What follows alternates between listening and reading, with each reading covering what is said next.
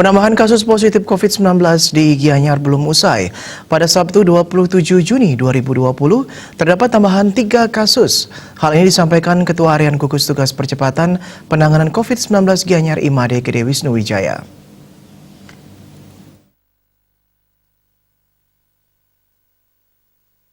Imade Gede Wisnuwijaya yang menjabat Sekda Gianyar ini menyampaikan rincian 3 pasien baru, yakni warga berusia 46 tahun asal Kelurahan Bitre, warga berusia 43 tahun asal Desa Temesi, dan warga berusia 23 tahun asal Desa Singekerte.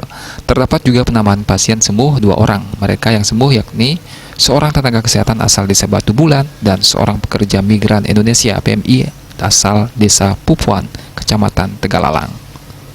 Sementara itu, berdasarkan data kumulatif tercatat total ada 106 kasus COVID-19. Sebanyak 56 orang dinyatakan sembuh. Manik Astajaya, Bali Pos melaporkan.